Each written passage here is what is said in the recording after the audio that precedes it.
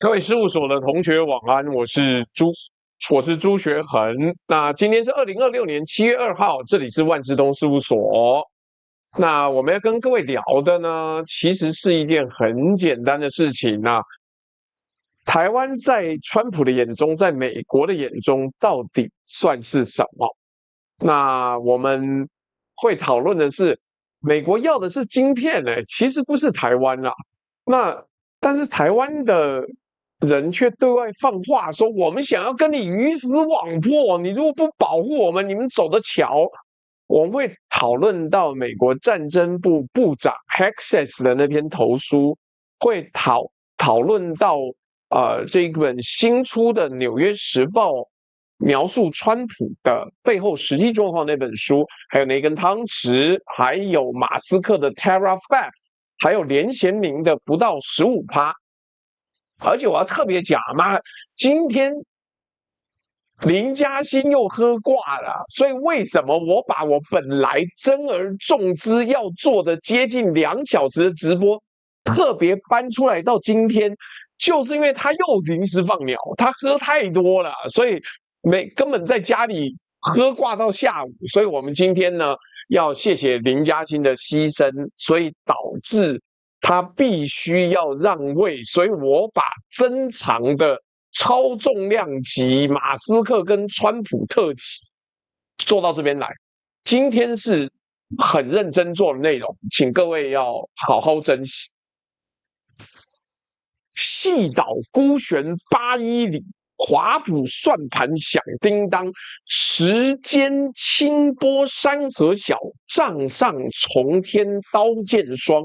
鹰犬凋零求蓝里，齐平翻覆欲俱亡。可怜满座亲美客，敢向强梁执一觞。你敢翻桌吗？我不知道他们敢不敢啊，但是我们今天就要跟大家讨论一下，到底接下来是什么样子的状况。哦，顺带一提，今天的那个斗内的内容呢，是如果各位能够达到今天斗内的高标，妈，我们就趁7月4号美国建国250周年庆的时候，做一个专题分析它的国运未来到底会怎么样。这个题目保证这个超级投入，超级精彩，而且我们还准备要用刚被美国封锁，现在又解开的 Fable 5，号称 Anthropic 最强力的武器来做这一集专题，好不好？所以请各位好好的讨论一下。来，我们今天一开始要从2份文件开始讲。第一份呢是2026年6月23号礼拜二早上5点半登在纽约邮报。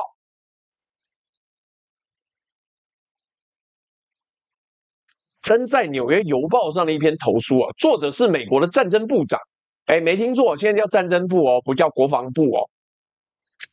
Pete Hexes 这篇投书的标题呢，翻成中文是“我们必须大手笔投资国防，才能拯救美国的经济实力”。那第二份文件呢，是隔天6月24号。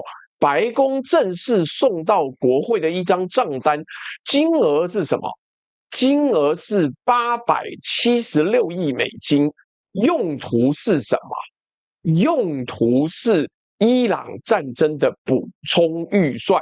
来，我先把这2份文件的时间差讲清楚哦。礼拜二，赫格塞斯在报纸上写文章，告诉全美国人，我们要节约，我们要财政纪律，我们五角大厦跟以前不一样啦。我们会小心的花纳税人的每一笔钱。而礼拜三，白宫就开了一张876亿的账单出来。中间隔多久？中间隔了24小时哎。所以我们的赫格塞斯排长呢，又叫贺排，贺排真是司马昭之心，路人皆知啊！谢谢小梦的斗内的柯基犬。那这种事情如果发生在任何一个人家里会怎么样？你老公昨天晚上才跟你信誓旦旦说：“老婆，我们开始省钱了，我们已经想好了一整套的家庭财务纪律。”结果早上你打开手机银行的 App， 发现他刷了一台新车，你会想要把那份家庭财务纪律钉在他额头上？这就是 Hexas 我们的赫格塞斯排长呢投书的第二个问题，谈纪律的文章，隔天就是给你塞了一张账单，这到底是在干嘛？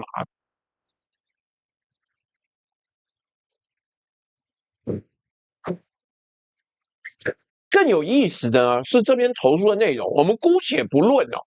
以前《纽约邮报》怎么会接受 New York Post 的是很多八卦的报纸以前谈外星人、谈那个绯闻都在《纽约邮报》，结果现在是战争部长投书，你不得了。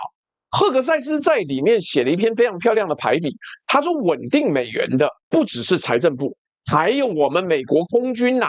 决定利率的不只是联准会，还有美国海军陆战队；维护自由贸易的不只是商务部，还有美国海军。哦，写得很好，很有气势，了不起。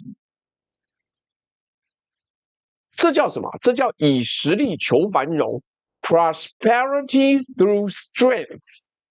意思就是美国的经济之所以强，是因为美国的军队够强，所以你们国会呢赶快通过我这个1.5兆美金的国防预算，这是保卫美国经济命脉的必要投资啊！哎呀，这个说法有点熟悉，只是另外一个数字是1.25兆。好，等等，先不要扯远，我们讲国外，好不好？我们讲国外，那这个数字比2026财政年度核定的国防预算呢，暴增了44%哎。那我要问一个问题啊，我要问一个问题。陈安人说这是省钱计划的启动资金呐、对啦，你要花钱才能省钱。好，来，这个如果美国的经济命脉啊，真的是靠空军、靠陆战队、靠海军撑起来的，这个听起来总是有点奇妙。好，不管我们假设它是真的，那美国经济最关键的那一块拼图，做出全世界90%先进晶片的地方在哪里啊？不好意思，在台湾呐、在距离中国海岸线只有81英里的一座岛上。在听直播的各位啊，你有没有发现一个很荒谬的事情？赫格塞斯花了一整篇文章告诉你，美国的繁荣是军队保护出来的，但美国繁荣最脆弱、最关键那个节点，刚好落在美国任何一个军种都保护不到的地方。空军稳得了美元，稳不了台积电；陆战队定得了利率，定不了那81英里的海峡。而且你知道最讽刺是什么？就在赫格塞斯投书的同一个星期，现任总统 Donald Trump 在讲另外一套完全相反的故事。他说什么？他说台湾偷走了美国的晶片产业，台湾 stole our chip industry。美国以前是晶片王国，是台湾把产业偷走了啦。各位，你听出来这个矛盾吗？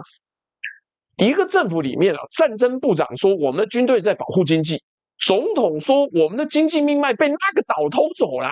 那到底是在保护还是要被偷？如果被偷了，你的军队在保护什么？如果在保护那个偷走你产业的岛，你到底是要保护它，还是要清算它？而根据美国国际贸易委员会2023年的数据啊，美国进口的先进逻辑晶片啊，超过44%来自台湾。喊偷走的同一张嘴啊，他的命脉还插在被他指控的那一座岛上。这就是我们今天要分析的核心呐、美国要台湾的晶片，但美国不要台湾这座岛。这两件事情看起来矛盾，其实一点都不矛盾。你只要把台湾从一个盟友降格成一个供应商，一切就通了。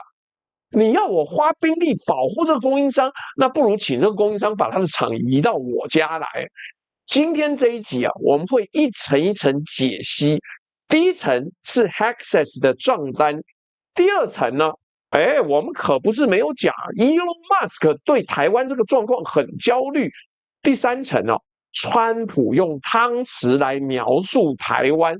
第四层是台湾自己的执政党开始动了坏念，真相总是伤人。但今天这个真相伤的不是美国人。好了，来，我们继续往下讲啊。这个题目真的是很尴尬的一个状态。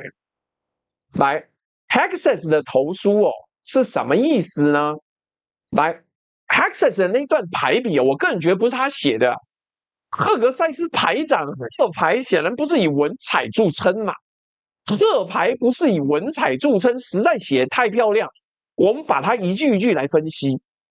稳定美元的不只是财政部，还有美国空军；决定利率的不只是联准会，还有美国海军陆战队；维护自由贸易的不只是商务部，还有美国海军。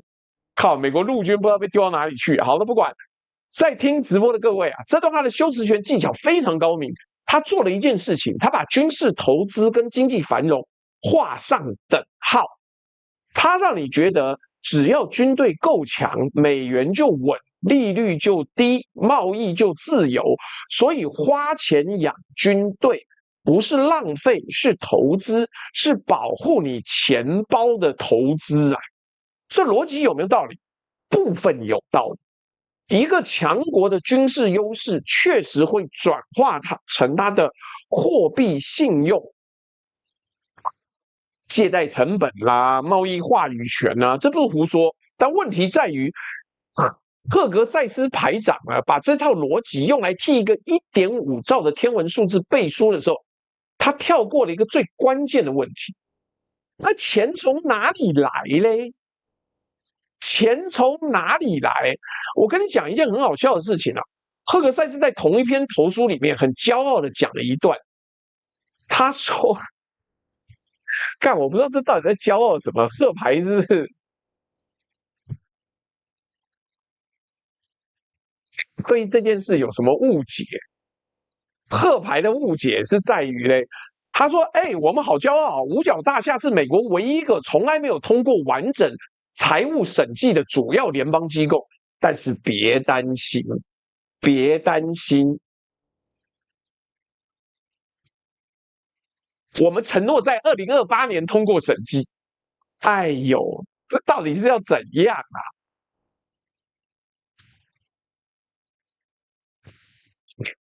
各位，你听懂这个荒谬了吗？一个机构，美国的机构从2018年强制审计开始，连续8年一次都没通过啊！这到底是怎么样？这国防部有什么问题？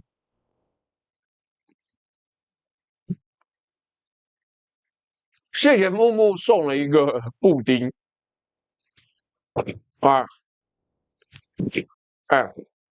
！2025年12月那一次，第8次查出26项重大缺陷。这是美国政府24个主要机关里面的唯一一个从来没有通过会计审计的。然后这个机构的老板一边承认说我们8年没有通过审计，然后一边跟你要1.5兆美元，还跟你说相信我，我很会理财，我以后就再也不敢了。这好像什么？这好像一个人啊，跟你坦诚他过去呢这么多年从来没有对得起来他的记账本，账目全是胡说八道，然后他跟你借一大笔钱，说你放心，我明年一定把账本弄清楚。来，每个人都要算账啊！你今天在算账的时候，听到这种瞎鸡巴讲的说法，你会觉得很开心吗？你会觉得很开心吗？没有五角大厦是唯一从2018年到2025年的连续8年从来没有通过审计审核的，你会同意吗？而且这不是我在酸点，美国共和党人自己都看不下去。众议员伯契特这是川普阵营的人他讲了一句话非常直白，他说五角大厦这些人就是一群抢食槽的肥猪 ，just hogs in the trough， 就是那个喂猪的那个猪食槽，有没有在那咣咣咣咣咣咣？他说，如果五角大厦能先通过一次干净的审计过程，那就好了，你就可以要更多钱。自己人都这样讲，结果没有，没有就是没有。靠腰，为什么我的 AI 下笔讲话这么脏？第2章的标题竟然叫做“首富挫赛”啊！到底是谁教他的？我有很常讲挫赛吗？可恶！我回去要好好再重新教育他，请讲话有礼貌。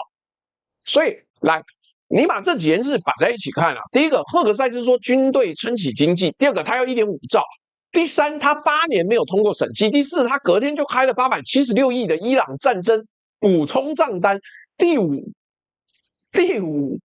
连他自己党的议员都说他们是抢猪食的肥猪啊！什么叫我常讲？我有常讲吗？我每次直播，我只不过是连字幕都叫他做，没想到这样就潜移默化把我的 AI 搞得跟我一样，嘴很贱，这真的很糟糕。好，就都我的错。我现在走一个认错路线，对，这个 AI 就是我教坏的，对，就是我叫他说 Elon Musk 的挫赛啦。好，来，我们再继续问一个问题，这额外的1.5兆到底是为了对付谁？因为就在 Hexet 宣称美军已经痛击伊朗，天下太平的同时，川普刚从北京回来，公开称习近平是他的朋友。批评者就问了：如果你的头号对手是你的朋友，如果伊朗已经被你打趴了，那这1.5兆那个暴增44%的预算到底是要防谁？你还用讲吗？参议员马克·凯利自己是海军飞行员出身，他在听证会上直接说，这1.5兆没有来源，感觉是凭空抓出来的一个数字，在听直播的各位这才是重点。当一个政府一边说天下太平，对手是朋友，一边又要你掏出史上最贵的军费，你他妈相信他吗？我不知道这种人有什么好相信的？那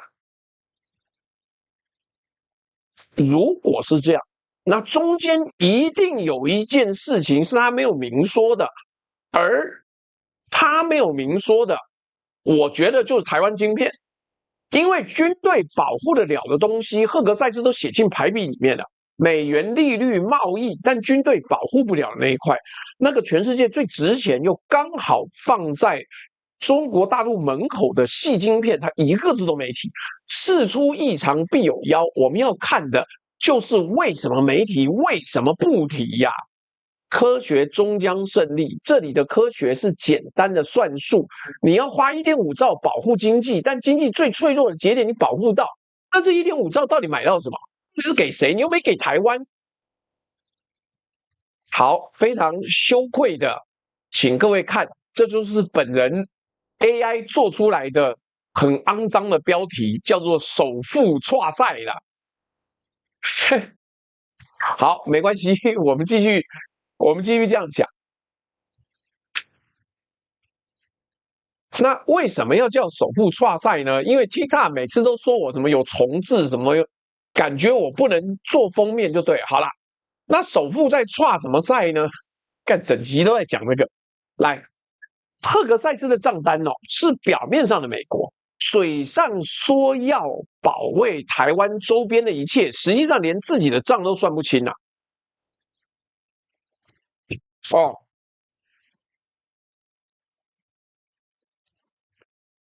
我们天真无邪的网友老刘问了一个问题：绕赛跟跨赛有什么差别？哦，这个很容易比喻，一台车开20公里到40公里之间，我们感觉像绕赛，它就顺顺的来，照着速线走。但一台车开到90到120公里的时候，它就叫跨赛。这样子的描述，在嘴巴不带脏字的状况之下呢，跟你很清楚的解释了。希望老刘人在中国大陆可以理解这件事情。来，我们再往上拉一层，有内幕消息，出了书，就是刚刚大家问说，川普什么时候把台湾比喻成汤匙的那一本书，2025年3月10号，地点在白宫的罗斯福厅。这场会议呢，是川普召集的，他找来了一整排美国科技业执行长 Dell 的 Michael Dell， 我一直以为他退休了，高通 Qualcomm 的执行长 ，Intel 的执行长，还有一个那个时候已经是总统重要顾问的男人 Tesla 跟 SpaceX 的老板 Elon Musk。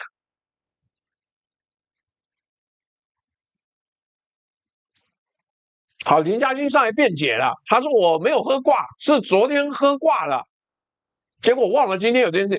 啊，最后还不是一样？你昨天挂跟今天挂，在我们本频道来讲，都是必须要想办法救火的事情，好不好？所以林嘉欣现在酒醒了，但是我们一再劝他不要喝酒，喝成这样了，你恐怕就快死了。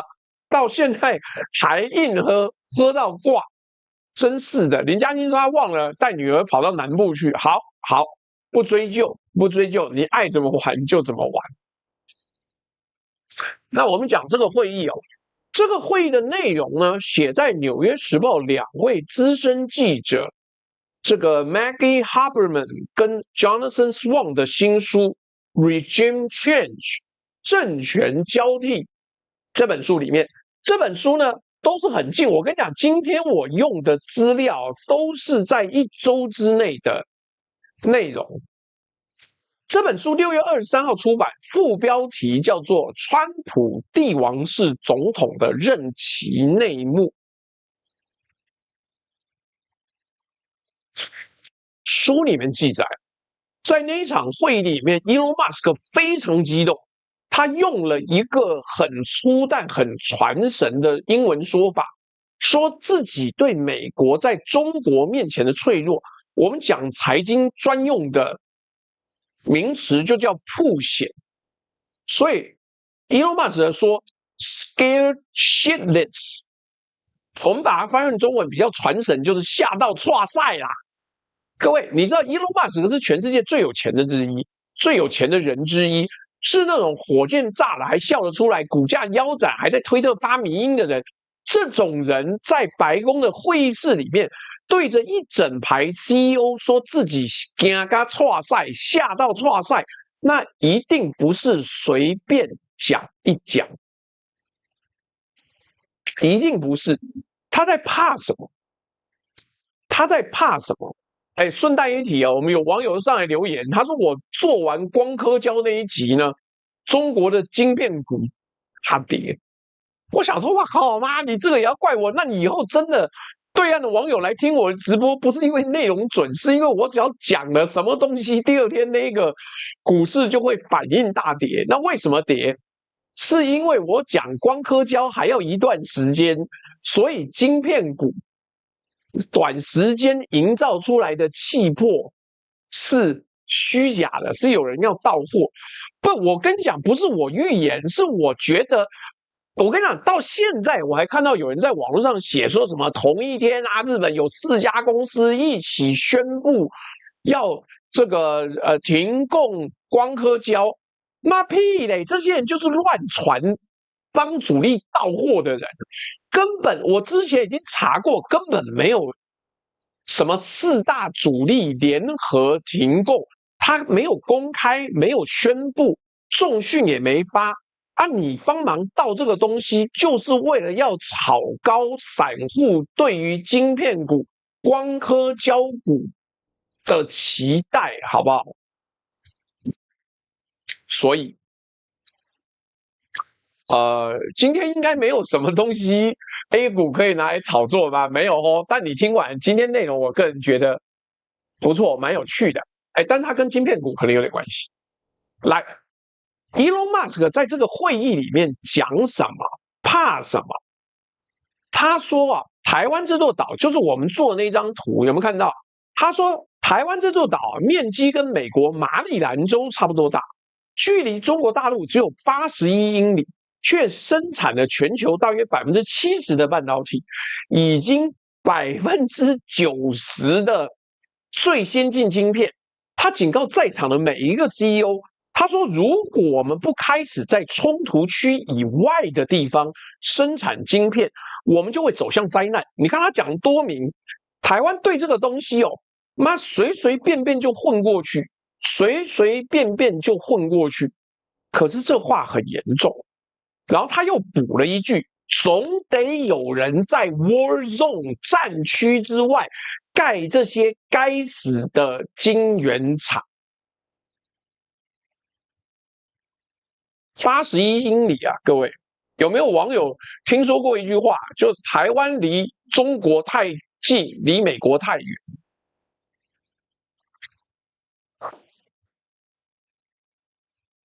各位，81英里大概是台北到新竹来回多一点点。你开车1个多小时的距离哦，全世界90%的先进晶片就挤在这条1个多小时车程，距离中方1个多小时车程的岛上面，而它的正对面呢，就是全世界军队人数最多的国家，军力也许要说第2，但人数是真的多。那马斯克在那个会议里面还讲了一个数字，他说，就算美国现在 right now today this minute 拼命把台积电拉来美国设厂，到2029年，美国能掌握的台积电产能也只有大概30%。他说的非常直白啊，如果中国入侵台湾，美国的经济就会完全崩溃。说完全是客气的，就是彻底崩溃，没有第2个选项。所以各位一定要记住这个画面，不要妄自菲薄台湾。你知道，Elon Musk 在白宫的会议室里面是谋我甚己呀，全世界最有钱的人之一，在白宫对着美国最顶尖的一群企业家说：“我吓到挫赛啦，我惊到挫赛。”我们会走向灾难，经济会崩溃。这跟前面我们讲赫格塞斯的漂亮排比形成多强烈的对比。一个人投书报纸写军队撑起繁荣，一个人在密室里面说我们完蛋定了，哪一个是真心话？你自己判断，你自己判断。还有网友说台湾把自己看太重要，不好意思哦 ，Elon Musk 什么是台湾？什么时候是台湾人？人家南非出生，好不好？麻烦读书识字很重要，能够改变你的命运。来，继续往下讲。这里有一个更清楚、更深刻的东西啊。Elon Musk 怕的不是台湾被打这件事情本身。他是商人啊，你以为他追求和平呢？鬼嘞！他不是道德家，他怕的是他自己的公司会完蛋啊。特斯拉、SpaceX 还有他一大堆的 AI 事业，全部重度依赖台湾做的高阶晶片。台湾一断，他的帝国就断。所以马斯克的焦虑啊，本质上不是对台湾的关心，是对台湾的依赖。这个区别非常重要，各位，因为这决定了他接下来会怎么做。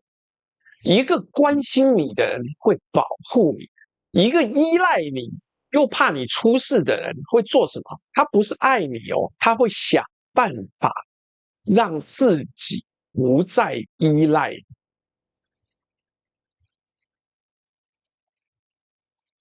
这个伏笔啊，我们后面会再讲。因为马斯克嘴上喊的有人要在战区外干晶圆厂，他妈他还真盖了。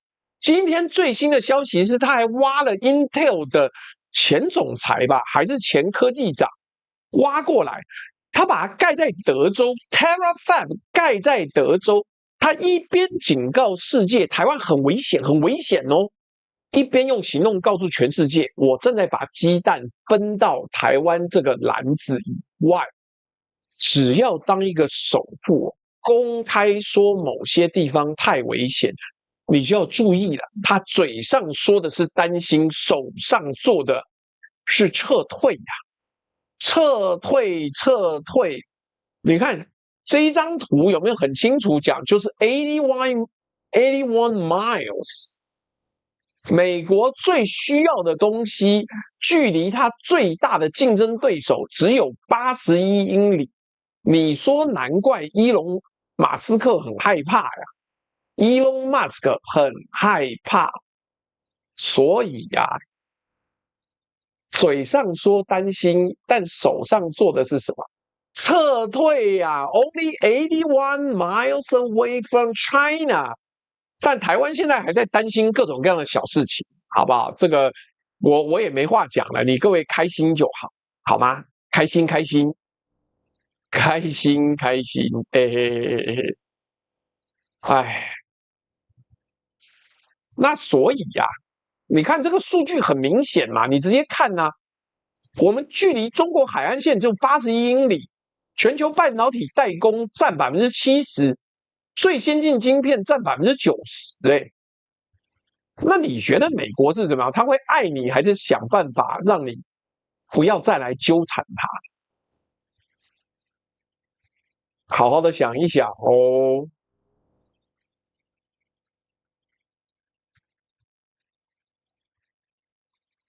我看一下 Qualcomm 的执行长叫 Cristiano Amon。哦，Intel 的执行长去年还是基辛格。好，来，接下来我们到第3章，5成、4成、3成，不到1成5。上一章结论呢，我们留了一个伏笔，我们就说现在台湾到底是什么状况？Elon Musk 一边喊台湾危险，一边自己撤退。这一章我们来看看这个撤退跟这个撤退背后，全世界最荒谬的数字游戏是什么？先讲马斯克怎么撤退。2026年3月，就今年3月，马斯克正式启动了一个计划，叫 TerraFab， 地点在德州 Austin， 这是特斯拉、SpaceX 还有他的 AI 公司 xAI 一起合资的超大型晶片厂，投资规模200亿美金起跳。台积电要盖一个晶圆厂，20亿美金起跳，但他一花10座晶圆厂的钱，他要做什么？他要自己造晶片。不止这样 ，Tesla 还跟三星签了一个165亿美金的合约，让三星在德州的新厂帮特斯拉代工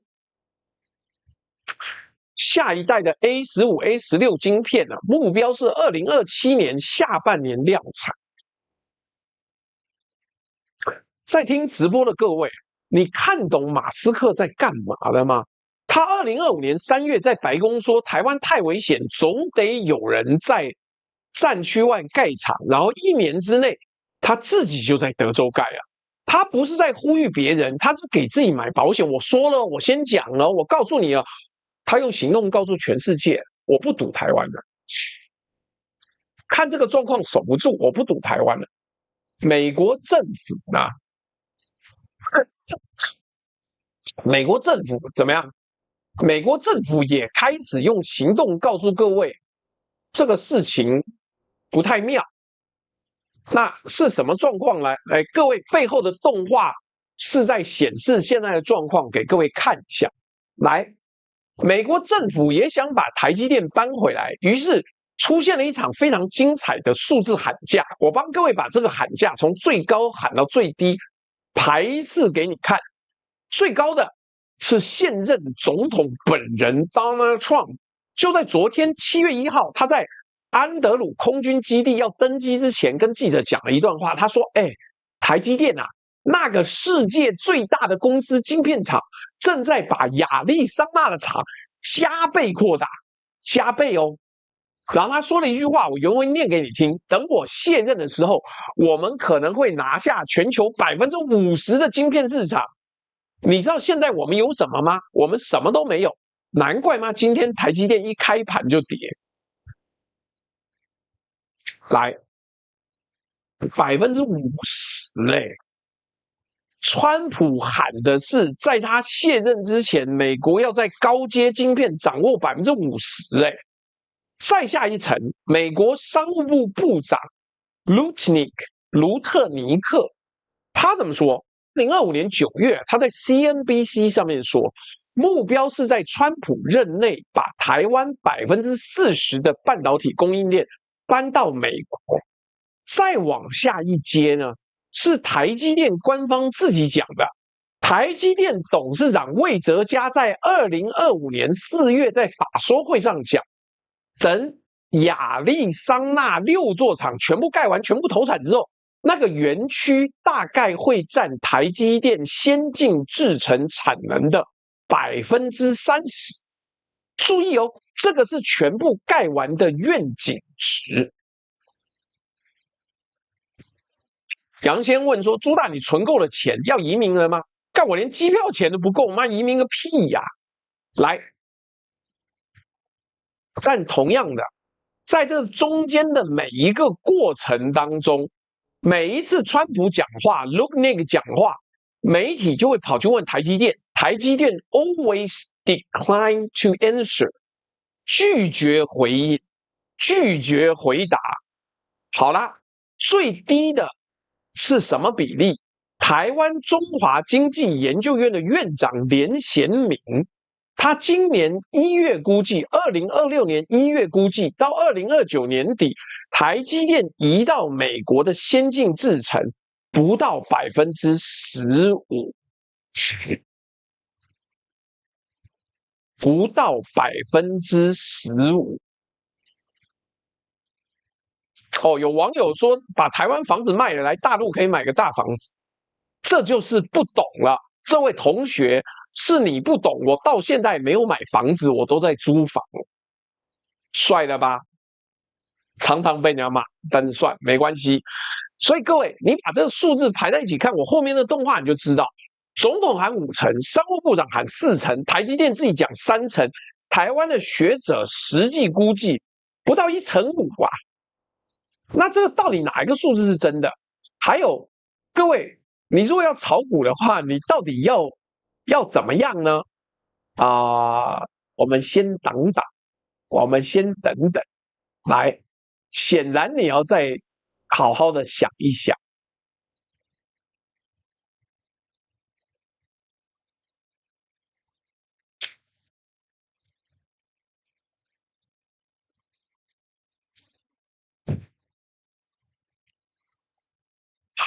发现那个规律了吗？喊价的人位置越高，数字喊得越大；真正懂的人，真正在做的人，数字讲得越保守。政治的人负责宣传的，政治的嘴巴喊5成，物理的现实是不到1.5%。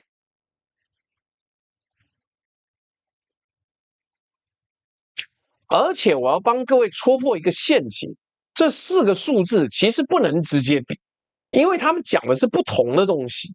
为什么不能直接比？他讲的东西不一样啊。总统的5成是全球晶片市场的空话，是选举语言。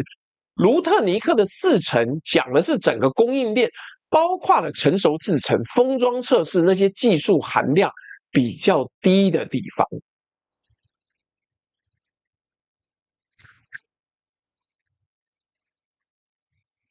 所以台湾的副院长郑丽君直接公开回一句：不可能！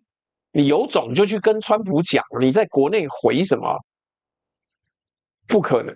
哦 ，TLTW 说对了，浩克据说是年底，我没有逼他，但我说要包个大的给他。来，所以呢，台湾的副院长郑丽君直接公开回不可能，但是在台湾回的很有底气。你出过谈判时候怎么不讲呢？台积电的3层讲的是最先进制程，而且是6个厂全部盖完的远期愿景。连贤明的不到1/5，是2029这个时间点最先进制程实际搬过去的数字。所以真相是什么？真相是越靠近最先进、最关键、最近期这3个条件，数字就越小。你把喊价的水分挤干，剩下的干货不到1/5。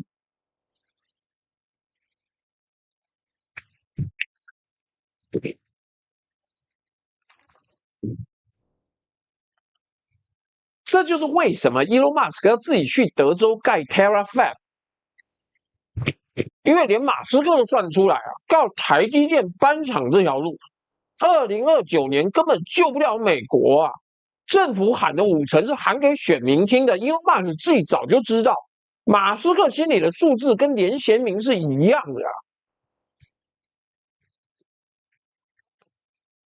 最后我要讲，川普昨天那句话里面最刺耳的一句话是说：“你知道我们现在有什么吗？我们什么都没有。”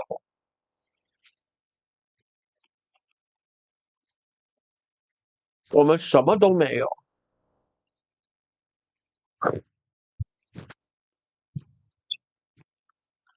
各位，一个手上握着台积电1650亿美元投资承诺的人，一个刚刚才夸口台积电要加倍盖厂的人，在同一段话里面说美国什么都没有。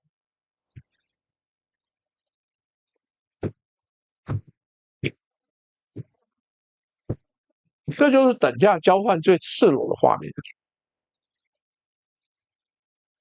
台湾掏了1650亿，让出了产能，送了人才过去，换来的是什么？换来的是那位总统一句他们要加倍了的表扬，跟下一句我们现在什么都没有的贬低啊！你付出的全部，在他嘴里还是什么都没有。而台积电对这一切的回应是什么？福斯商业谈去问台积电加倍是不是真的？台积电的回应是拒绝置评 ，No comment。各位记住一个原则：当老板越大声替你宣布好消息的时候，你越沉默，代表这个好消息对你来说可能根本不是好消息，就这么简单啊！而且我看到刘冠超又在留言，我忽然想到，干刘冠超，你已经快2年没有抖内过大笔的资源给这边了，你现在股市赚那么多吗？每天在那边吃免费的，你这样对吗？你每次都叫龙酒抖个75块、75块、75块，干我们还把你当大户我本将心向明月，奈何明月照沟渠。我们都用下半身思考的这个上海财富自由男，竟然已经快2年没有抖内给我们了，这样对吗？这样对吗？麻烦利益共享好吗？你他妈靠股票赚那么多钱，不分一点啊！顺带一提，最近又有2个人要定做题目，我已经在其中一个收拾了很好的完整的资料。来，接下来我们要继续讲 Elon Musk 跟川普，他们到底要怎么样？来，等一下，这张图实在做的太鸡巴了，干。好，谢谢挂可，果然是一个很爱这个做各种各样的北兰图片的 Elon Musk 的 AI。来，汤匙就是台湾这个东西是哪来？怎么说的呢？前面我们讲都是钱跟产能，赫格塞斯要钱，马斯克怕断货，大家在喊产能的数字，这些都是生意。但我们现在要挖到最底下那一层，这一层不是生意，是心态啊，是心态。是现任总统川普在没有镜头的时候，真正怎么看台湾的那个心态。我觉得这个图做的真的不错，你看我们的川普，让我移动一下，可惜呀，这样就看不到那个汤匙了。我觉得汤匙做的很经典。好，不管，我就说小小的来谈，一样是《Regime Change》这本书里面记载一个画面，我先讲清楚。这个画面呢是作者 Haberman 跟 Swan 根据他们的采访写下来的，属于那位总统私下对身边人讲的话。目前只有这本书记载，但是因为他是2位《纽约时报》的记者出的书，我们认为他的公信力很高，所以我们引用。没有公开影音可以逐字核对，所以我们讲得很清楚，这是这本书这样写。如果外交部不开心，如果川普不开心，麻烦跟他们抗议，不要问我，好吗？来，本台的规矩是有几分证据讲几分话。那 Haberman 跟 Swan 2026年这本书里是这样写的：为什么川普很爱随便乱比喻？是因为酸菜白肉锅里面有猪五花，有啦，什么白五花是哪一国的？有黑五花吗？有，可以赶快下单哦。刚忘了带货了，因为我刚在卖刘冠超。好，不管，刘冠超躲起来了。因为川普很爱在开会的时候，办公室里面随手拿起桌上一个小东西，譬如说一根汤匙，然后说这就是台湾。一根汤匙，各位，川普是拿这个全世界90%先进晶片的产地，2300万人生活的土地，在那位总统手上是一根随手拿起、随手可以放下汤匙，他搞不好转头就拿去吃布丁。书里面还记载他更直白的想法，他说：“为什么我要派出美军去为了一个大多数美国人在地图上都找不到的小岛？为什么？为什么？”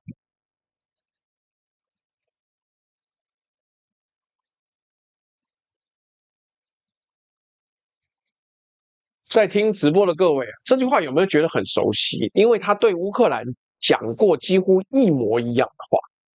他嘲讽乌克兰是一个愚蠢的想要对抗更大的俄罗斯的小国。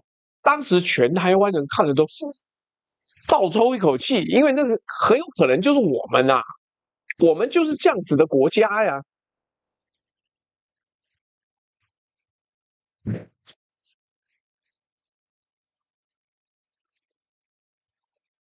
所以嘛，这一次这本书把话讲明了，在他心里，川普的心里，台湾就是那根汤匙，跟那个地图上找不到的小岛是同一个等级的东西。有人会说，这只是书里写的啊，你怎么知道是真的？好，我们来看公开有影音可以100%核实的部分。2026年5月，川普去北京跟习近平开了川习会，会后记者问他一个问题：美国会不会访问台湾？各位，这是一个超级大国总统，是台湾认为关系史上最好的美国的总统。面对你会不会保卫一个民主盟友这种问题，他怎么回答的？他说这个问题今天习主席也问了我，我跟他说我不谈这种事。原文是 I don't talk about those things。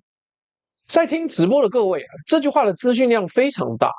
第一，他承认习近平当面问了他会不会保台。第二，他对习近平的回答是我不谈。第三，他把这个我不谈呢原封不动的讲给全世界的记者听。一个会保护盟友的人会这样回答吗？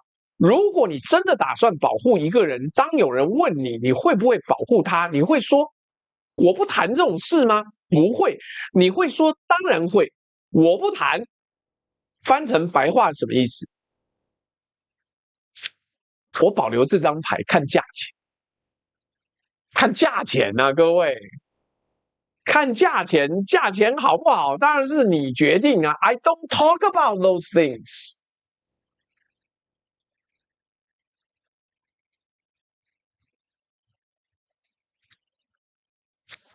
而川普的确把台湾当作牌、当作筹码在卖，他公开把对台湾的军售形容成跟中国谈贸易、谈稀土的谈判筹码 （bargaining chip）。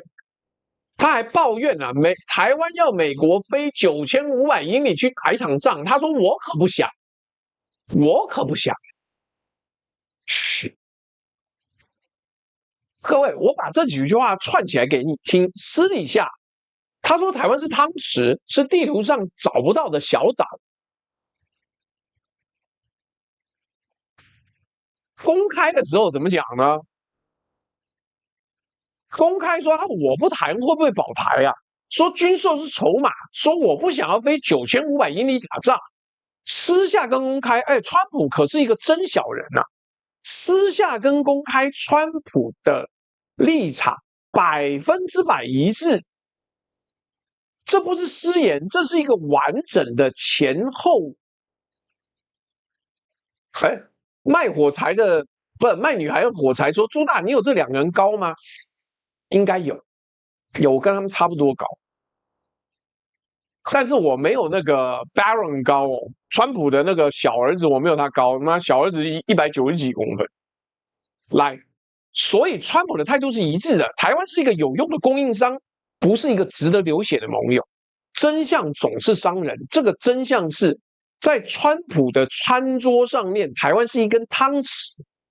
有用的时候拿起来喝汤、吃布丁、吃冰淇淋，不顺手的时候放下就好。最伤人的是啊，我们这座岛上还有一大群人，天天在幻想那根拿着汤匙的手，会为了我们跟对面那个巨人掰手腕、比腕力、阿丘吧，想都别想。川普讲得很清楚了，好不好？来啊，我们要带一下货，不好意思，我最近都忘记带。第一个，这个本台进了30-50本的简章，因为李硕写的这一个堂堂560几页的巨著，推翻了中华文明从以前到现在对于商代文明的看法。原来它跟现在的资本主义很像，它是用人当能源。算命要用人，祭天要用人，打猎要用人，看自己的小孩生出来命好不好要用人，通通都是人际。这本书很棒，我甚至觉得作者写到最后面的时候，他跟克苏鲁神话里面的哲学家一样，差一点被内容搞到崩溃。来，还有这一本呢，我也强烈推荐。改天我会特别替他做一集直播来介绍。你家的小孩跟你会不会一直搞不清楚为什么要读书，为什么要工作呢？如果你一开始就搞不清楚，其实你会有很大的问题继续走下去。我举个例子哦，我跟你讲，你不要觉得我每天在做直播很累，这个工作不是不是。因为我觉得我每天都可以学到东西，我可以学到印度内部的竞争，我可以学到毒品的全球市场，我可以学到先进 AI 现在在全程的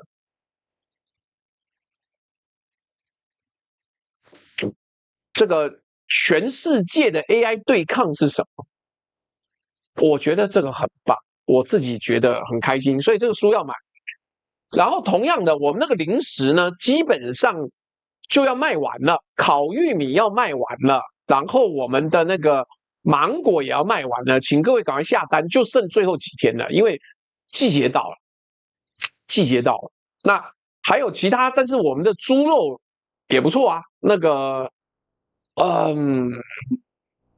我们的信丰猪肉号称是有无尘室屠宰场啊，就是台湾猪肉界的台积电，想要买。那云漳牧场呢，也是一个很开心的事情。坦白讲，我本来要去云漳牧场的，但是后来发现，干最近没有钱去外面直播哈，所以我在安排，我在安排，所以可以请大家好好的多采购我们的商品，然后那个蜂蜜也是还有很大的量。今年陈安仁说他蜂蜜大丰收，而且最大的挑战是今年雨下这么大的时候啊，可能明年的蜂蜜状况就不一定好。所以先跟各位讲，要买趁现在赶快买，买了之后呢，我们再来讨论你要怎么保护自己的身体，好不好？来，我继续往下讲啊。那很多人说，干我们这个支持美国没有什么问题呀、美国爸爸最爱我们了，最好了。倒不是这样子哦，不是这样子。让我们讲清楚。很多人讲，川普第一任的时候，不是有很多对中鹰派吗？干他们力主跟习近平干到最后一兵一卒。让我来分析一下，好吧？让我来分析一下。对啊 ，ZK 蔡说，如果强烈台风直扑台湾，芒果应该都结束，所以赶快，你赶快下定，现在让它摘下来了，然后寄给你，那还是新鲜，还是好的。下个礼拜我就不敢保证，而且其实芒果季要结束了，他们是说在考虑做芒果干了，今年芒果大出。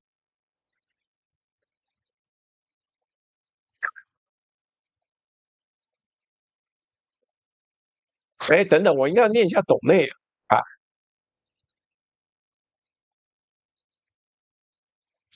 坏掉龙九说，请支持多功能折叠机器人担任阿尔巴老朱并按赞分享加群热推购买商品，请问老朱祝福打气，谢谢。坏掉龙九说，超哥说川普是对的，这个岛又老又穷，人民都不听话，大陆还好，我们要这个岛，不过台湾人都可以走，都去日本好了，没有日本也不收你哦。CVR 枪说，哎呦，我到了，今天还不错，蛮前面的。TLTW 的问题我刚回答了，坏掉龙九超哥说，我今年跟你一样破太岁，不宜投资，就看看。没投钱，我现在都带妹子看免费的博物馆，但你晚上睡觉吃饭总要花钱吧？Mr. 刘建一说，董王都抢着跟维尼一年见3次面了，怎么一堆青鸟还是认为他在乎鬼岛？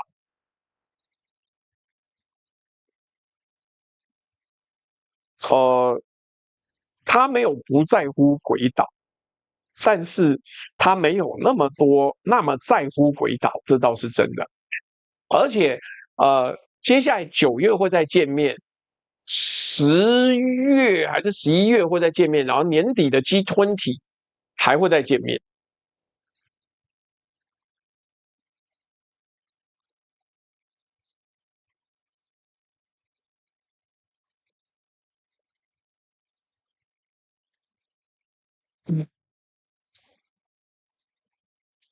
所以来，我们刚刚讲了，好，你各位说，美国有很多的反中鹰派，但是 Mr. 刘建一说，我不信超哥说的，他都在偷偷问去集源刷卡要不要加趴数，那是要不要加趴数的？Event 陈说，芒果如果太早抢收下来，可以放吹手吗？放你家就好了。那个商务说0219，干你跟我同一天生日感觉朱大一个人主持效果比较好，很少有人能跟上你的节奏。不是这样子的，是因为他妈我现在做节目的速度越来越快，因为我已经习惯一个人直播了，所以我一个人直播我2个小时我可以讲到22000字所以也不是啊，好啦，这个有种种原因啊，但没关系哦，能来的有来宾愿意来的，我们就聊聊天，放松一点，轻松一点。像我们昨天就知道了，方恩格的确是水溶性的律师，因为他淋到雨水会过敏。震惊了吧？害怕了吧？那你想想看，如果把方恩格丢到温泉里面泡着，恐怕就会当场腐烂了吧？所以方恩格也有很可怜的地方。身为一个美国白人犹太人，却无法跟妹子在温泉池里面约会，真是太可怜了。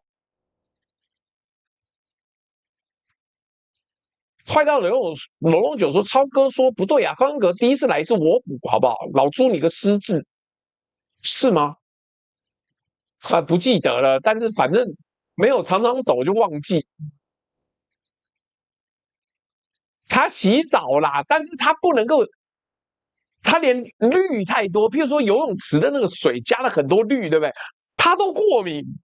那你说这种水溶性的方格，我们忍心叫他去淋雨吗？我们当然不忍心，我们当然不忍心。好，等等等等，我们要讲那个，我们要讲那个最中鹰派了。来，为什么我要把自己缩小？干老师嘞，为什么现在直播 TikTok 直播就会随便这样就停掉？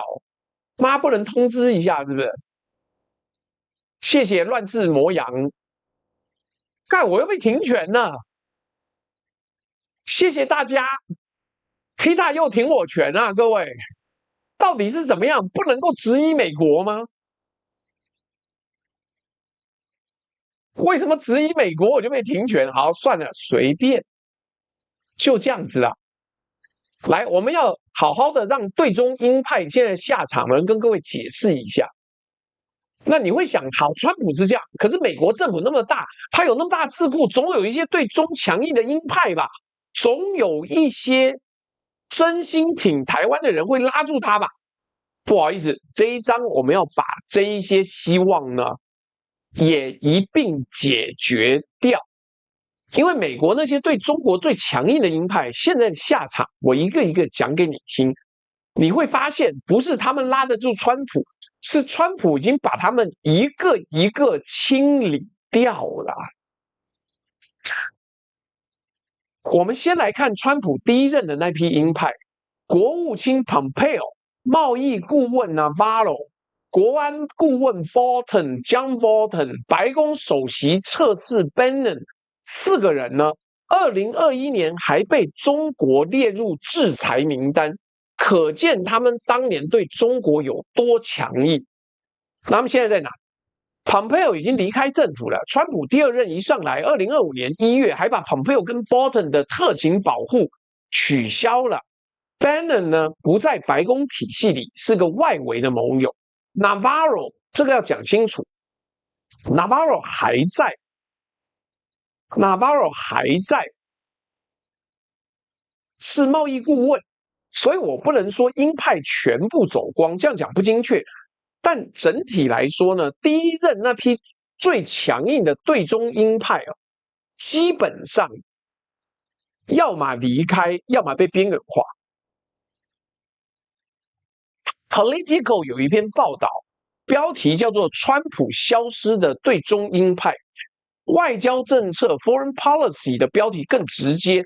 那个对中鹰派的川普怎么了？连英国的《经济学人》2025年4月都写了，对中鹰派在川普的世界里面正在失去影响力。高清明说抖音又跳掉了，不是我抖音被封号，他告诉我他连违规都不跟我讲，他就直接把我封掉了，所以也不是我抖音跳掉，是他妈就没开。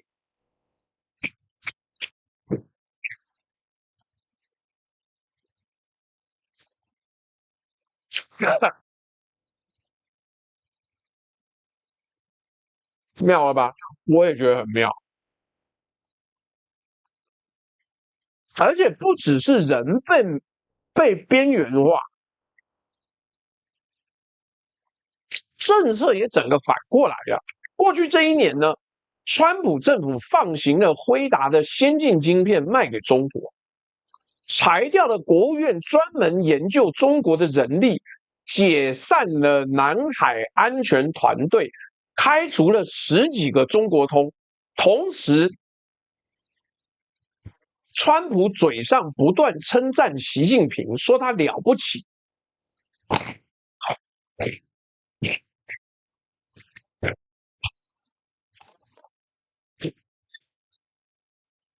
惊叹他用铁腕治国，好了不起，我好喜欢他哦。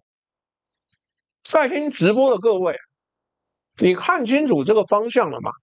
最终鹰派被清空，卖中国的晶片被放行，研究中国的专家被开除，然后总统一直夸习近平，四件事情全部指向同一个方向，就是没有要再对中鹰派了，好不好？没有。但这一段呢，真正的重头戏来了。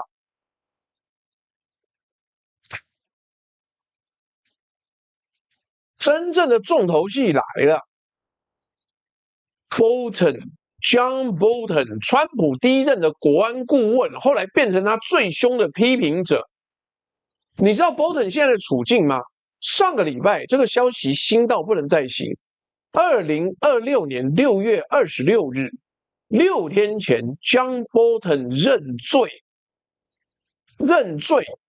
事情是这样子的：2025年10月，Bolton 被马里兰的联邦大陪审团起诉，罪名有18项，全部都是关于非法处理国防机密资讯，违反1917年的间谍法。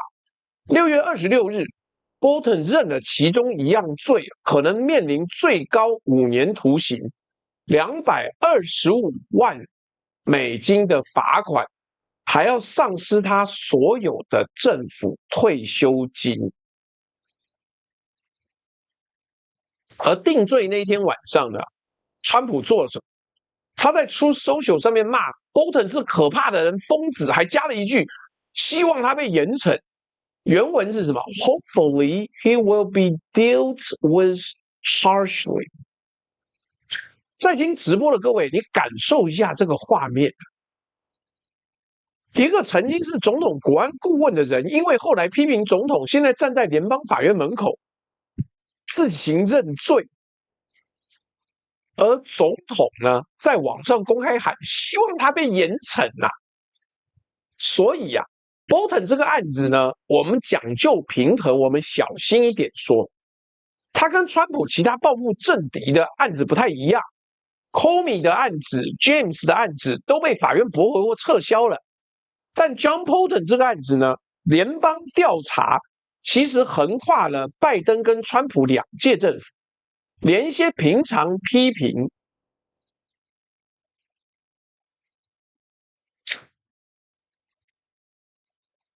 司法部人都认为啊，这次的起诉是有根据的，是正当的，所以我不会说。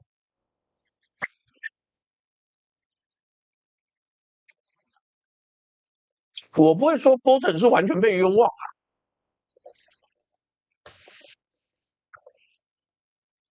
所以我们要讲，重点不在案子本身，重点在那句“我希望他被严惩”。一个案子可以是正当的，但是当总统公开表示“我希望我的政敌被狠狠修理”的时候，这句话泄露的是一个报复的快感，这才是可怕的地方。所以你把整章串起来，第一任的鹰派庞佩奥被撤了特勤保护 ，Bolton 被判刑，总统还大喊要严惩，要严惩，要严惩。第二任留下来鹰派被边缘化、被晋升，研究中国的专家被开除，卖给中国的芯片被放行。但中方说我也不买，因为这会养成不健康的依赖。所以台湾如果只是盲目的把安全寄托在美国会对中国强硬的这个假设上，你寄托的是一批已经被清算掉的人。那个曾经最硬的对中之声，现在不是离场，就是在法庭上，有的还在联邦监狱里的。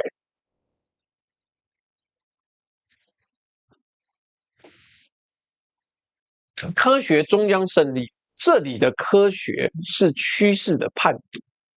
当所有的箭头都指向同一个方向的时候，那就不是巧合，那是政策。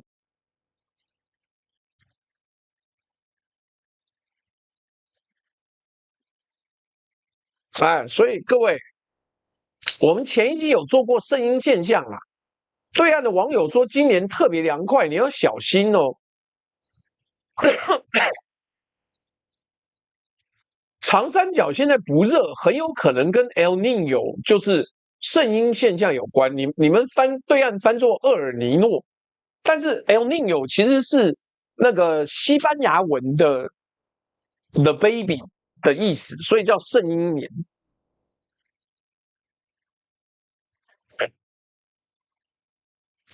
来，前面我们讲的都是美国 Hexas、Elon Musk、Donald Trump、鹰派，这些都是别人怎么看台湾。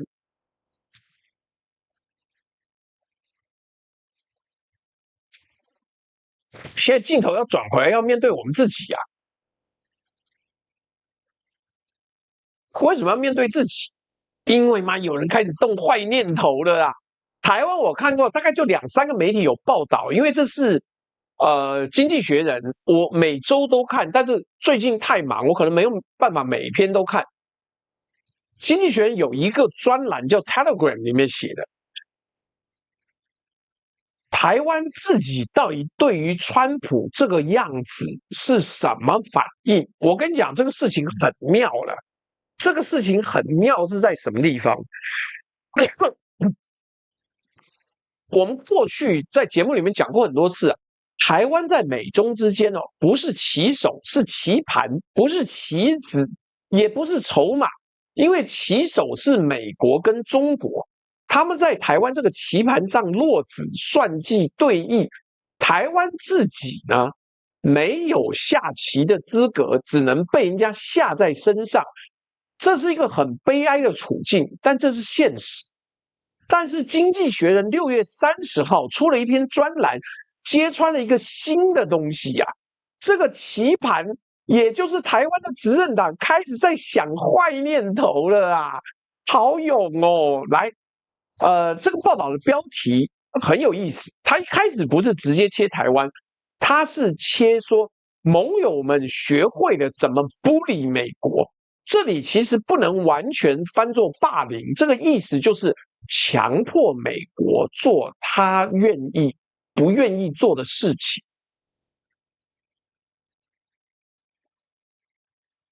他讲的是一个全世界都在观察的现象，要怎么样才能得到川普的尊重呢？答案是证明你有能力伤害他。报道说，全世界的盟友跟对手都看着伊朗靠着封锁荷姆兹海峡，掐住全世界石油的咽喉，逼得美国让步。然后这些盟友心里就有一个坏点子啊，那我怎么样也弄自己的一个 choking point， 一个遏制的咽喉。而这篇报道直接就接下来跳到台湾哦，他说这种盘算在台湾的关起门来的墙里面，会议室里面，悄悄的开始讨论这件事情。我想说，干，真够重，真够重。那什么样子呢？干，这个图我都觉得做很不错哎。来，台湾有些政策券，请注意啊，这是 Telegram 这个专栏写的，不是我讲的吗？你要告就告《经济学人》啊。台湾有一些政策圈的人开始在想，我们也有自己的海峡呀，台湾海峡，我们有160公里宽，81英里左右，每天运送的全世界最珍贵的货物，包含了矽晶片，包含了台湾的矽盾。过去我们一直把矽盾当成一个被动的护身符，因为我太重要了，所以你不能不管我。但现在有人开始想，能不能把这个护身符变成一把刀？怎么变成刀？这个报道讲很具体。然后 Just 问说：“哎，你在门后面讨论，怎么会有人知道？那自然是把消息放出去给人家。那经济学人怎么会知道呢？哎，嘘，怎么变成刀？报道讲得很具体。这些人设想，一旦台海发生危机，台湾会在头几个小时之内就停止出口晶片，让全球的市场跟供应链瞬间陷入混乱。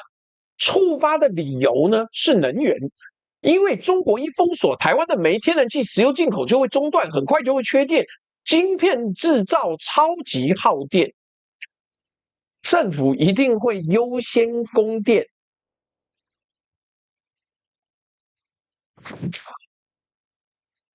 给医院，给民生，于是晶圆厂就停了，晶片就断了。在听直播的各位，你听懂这个剧本了吗？这个剧本的意思是，台湾要用我断电，我断供，对方一包围，我他妈就断供，我才不跟你讲合理怎么样，尽力生产什么东西，没有。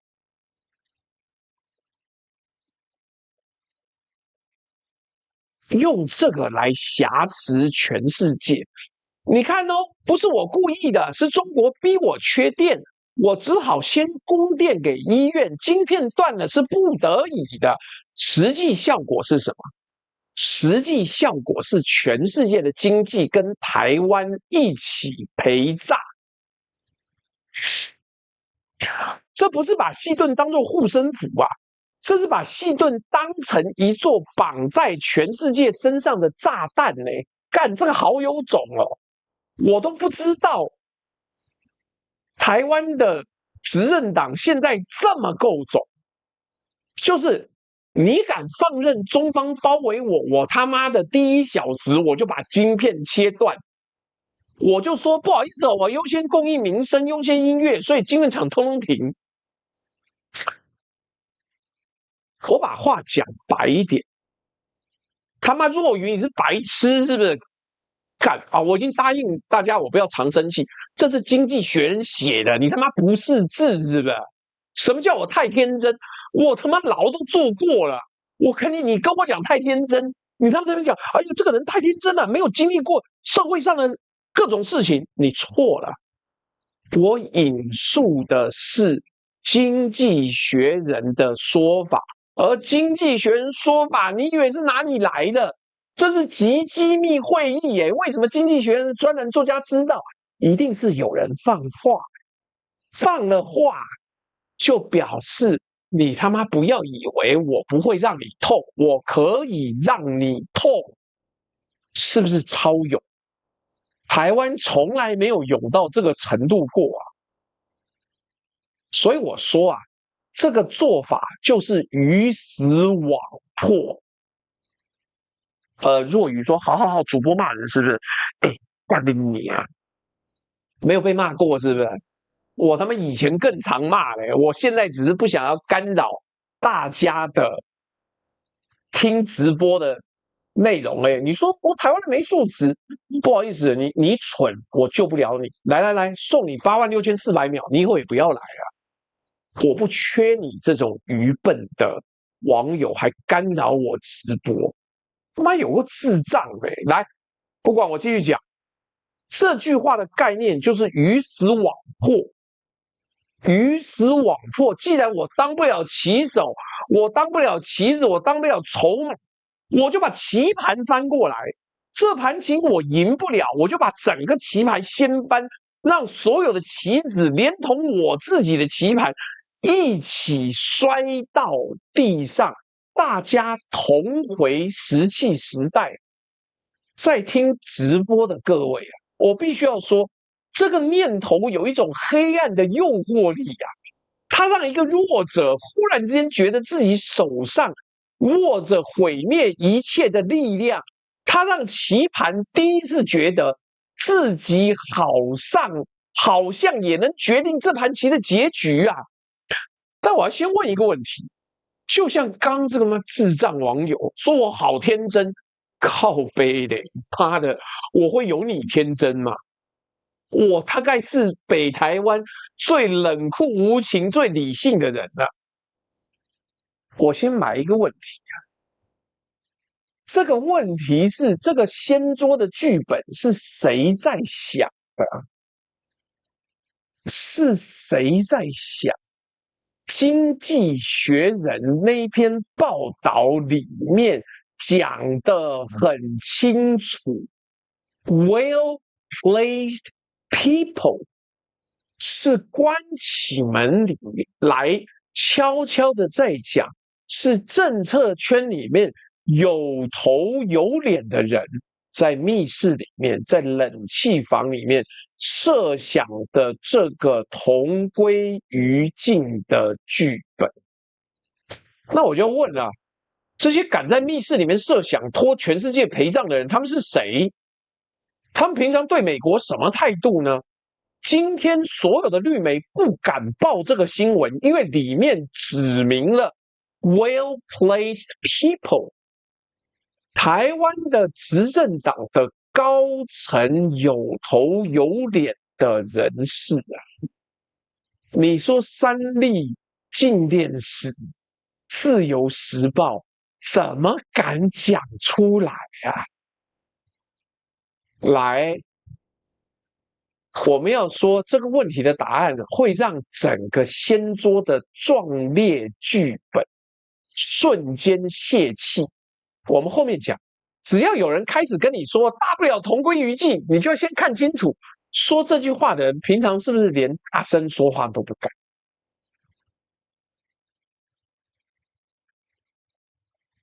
而且在最重要的同归于尽是我归于尽，他轻轻松松没事啊。来，这部分好笑了吧？对不对？哎呦，看校长的真容出现了。来，我们要这样讲，你知道 Clark 做图都很赶，因为只有他不在意什么政治敏感啊，什么 guardrail， 我用 OpenAI 都不能这样做，但他就可以。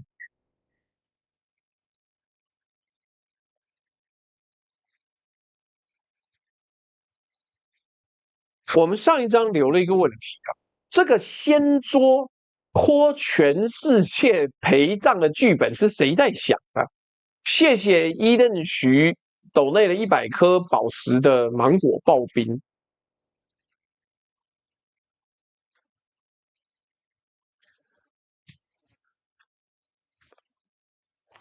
哎呦，兰兰，你去读书好不好？台积电的上游早就被切断了，那现在就倒闭了啊！完整的读好不好？中央消子跟关东电话是六佛化屋停产，台积电可以跟中国买六佛化屋啊！请不要那么天真。本台讲这个东西讲到滚瓜烂熟了，然后你上来留哦，这个台积电上游早就被切断了。妈干，那台积电上游如果都被切断，他妈今天应该跌到2块钱。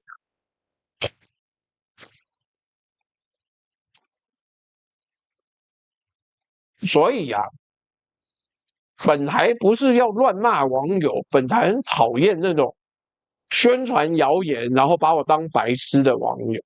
回去查六佛化屋，还有中传特气，应该是中传特气吧，有在卖耶。所以如果你要买 A 股的话，赶快去买特技股啊，特殊气体股，好不好？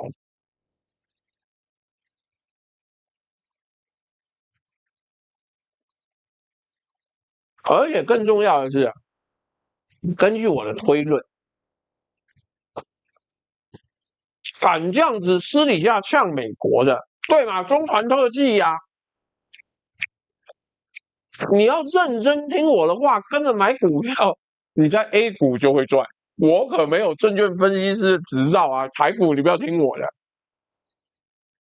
中传特技涨15倍嘛，你懂了就知道，上游没有端供，是你脑袋断线了啦。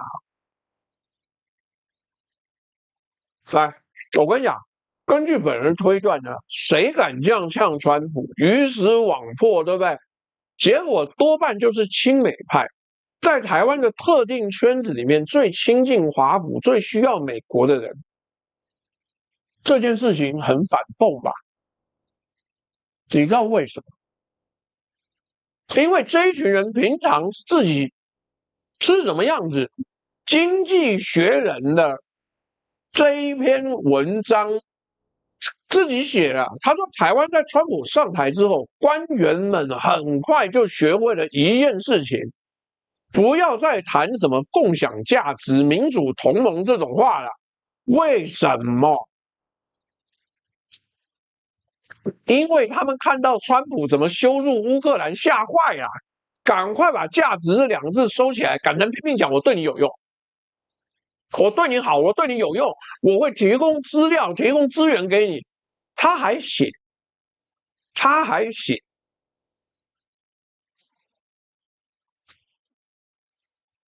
他还写什么？川普从北京回来啊，几乎是复述中国的说法，指责我们的赖校长搞台独、挑衅中国。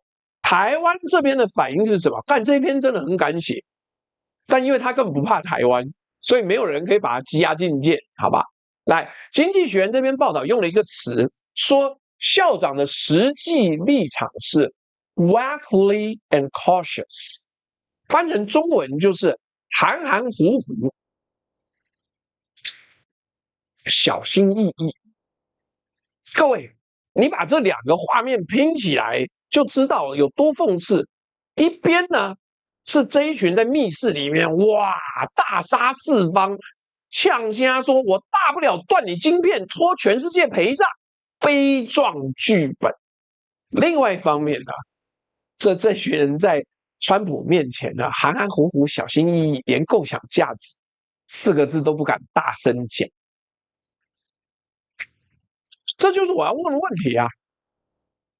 敢在密室掀桌的人，敢当着川普的面瞪眼吗？我帮各位把这个矛盾讲到最清楚。掀桌需要什么？掀桌需要意志，需要你敢站在那个最强壮的庄家前面，把手放在桌角，看着他的眼睛说 "Look into his eyes"。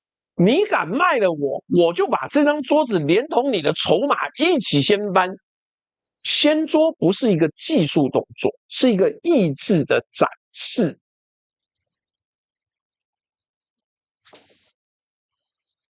那这群人有这个意志吗？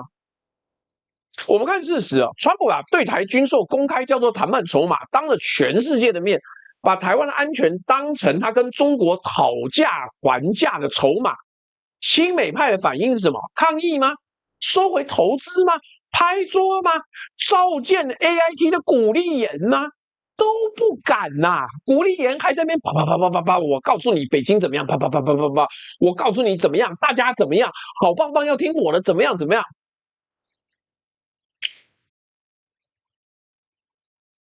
谢谢谢明峰的斗内的芒果刨冰哦。好，不是哦，不是这样哦。台湾的亲美派继续付钱，继续掏1650亿美金让台积电去美国盖厂，继续downplay低调的不谈价值同盟，继续讲我对你有用。川普说台湾要美国飞9500英里来打仗，我可不想。这群人的反应是什么？继续陪笑，继续加码投资，继续把最先进的人才跟产能一车一车送到亚利桑那。好有一说，川普虐我千百遍，我待川普如初恋。在听直播的各位，你发现吗？这群人对强者、对川普、对美国极度的软，软到川普把他们的安全讲成筹码，他们还在加码付钱。他们不敢抗议，他们只敢大内宣，他们只敢骗那些傻不溜丢的笨蛋，说台美关系史上最好。但这一群人呢，同一群人在密室里面对着全世界，对着那些无辜的跟这场冲突无关的全球经济，却幻想着要无比的狠，狠到拖大家一起完蛋。对强者软，对弱者狠，这就是这群人的真面目。而这种对强者软、对弱者狠的组合是最没有用的组合，因为掀桌这个威胁要能吓到人，前提是对方相信你真的敢掀桌。可是，一群连在川普面前都不敢大声说话，一群没有办法、有能力呛虾的人，你觉得他们能够说服川普，他会让我痛吗？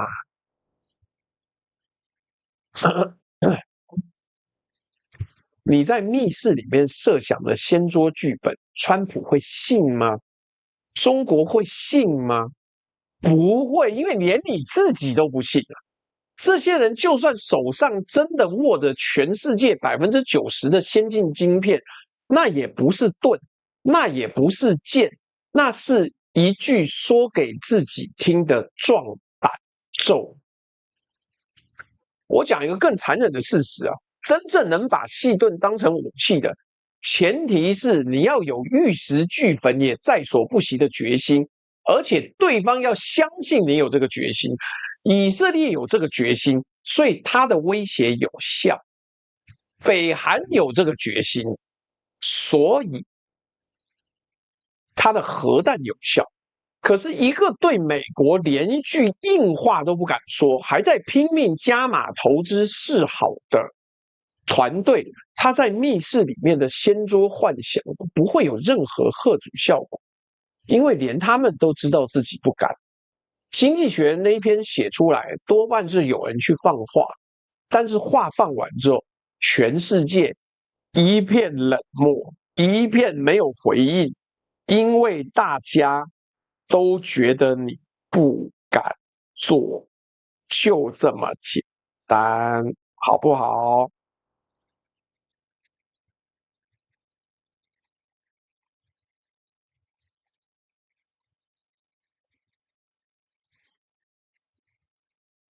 嗯，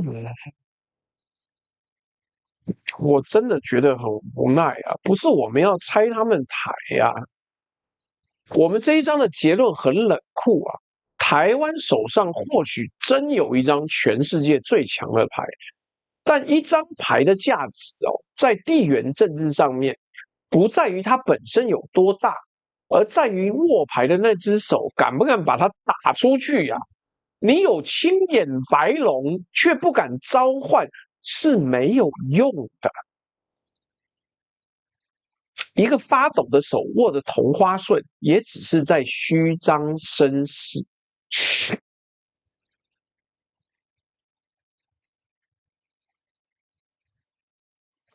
在听直播的各位，这才是最伤人的真相。不是美国不保护我们，那个我们早就知道了。最伤人的是，连我们自己手上唯一的那张牌，都握在一群对强者软、对弱者狠的人的手里。他们敢对全世界摆出玉石俱焚的姿态，却不敢对真正决定我们命运的那个人瞪一眼。来，后面的是那个 Mark Rubio， 做的还真像。好哎呦，我顺便还是要再带个货，各位，我还在再强调哦，这一次的芒果季已经快要结束了，你最好趁现在赶快下定，因为一方面下雨了，一方面天后又巨变，所以我觉得你最好要赶快的下单。然后那个烤玉米基本上我们就快卖完了，你现在上去看，不知道还有没有剩。其实那个蛮好吃的，真的烤玉米我跟你保证蛮好吃的，因为昨天方格来，我本来想要吃，结果才发现我他妈把它吃光了。来，我讲到这边哦，可能会有些听直播的网友说：“哎呀，朱大，你会不会太悲观了啦？美国政府官方一直说对台政策没有改变啊。”来，可以很好。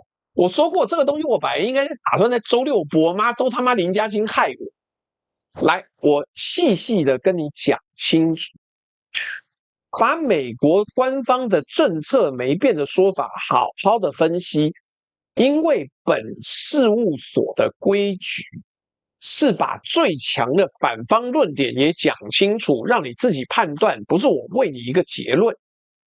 谢明峰说：“我芒果2箱收到了，水饺还在 7-Eleven 早上去领。”好，聪明。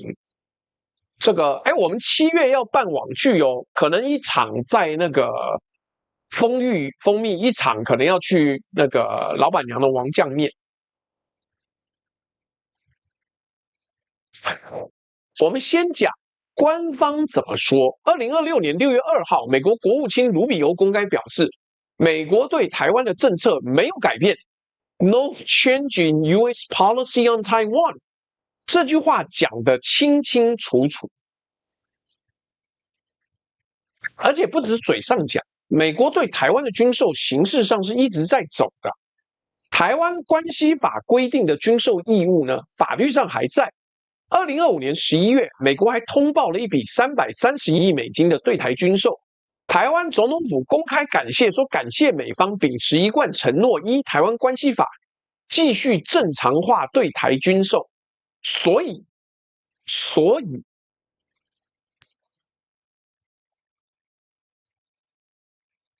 如果你只看这些官方文件、官方声明，你会得到一个结论：一切照旧，政策没变，美国还是挺台湾的，这是反方最强的论点。我们帮你讲完了，台美关系史上最好，对不对？来，我们把另外一叠文件放在背后那个桌上，同样是这个政府，2021年呢？不对，对不起，讲错了吗？2026年1月23号，他公布了一个东西，叫做什么呢？叫做国防战略报告 NDS National Defense Strategy。那这个资料呢，妙了吧？其实很完整的这个资料。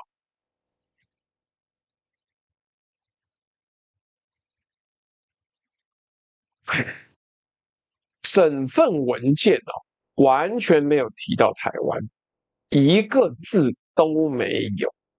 而且他把跟中国解放军加强军事沟通升格成战略优先。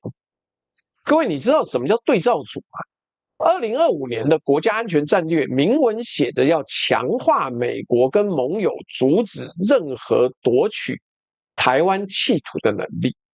1年之后，2026年的国防战略，台湾2个字消失了。专家给这个现象取了一个名字，叫做 strategic silence， 战略沉默。再看军售，形式上有没有走？有啊，没错，我们形式上还是有在走的。但问题是呢，实际上呢，川普把它叫做谈判筹码。纽约时报的报道说，有些军售被搁置了好几个月，没有批准。福斯新闻自己都报，川普把对台军售当筹码的说法，引发了警觉。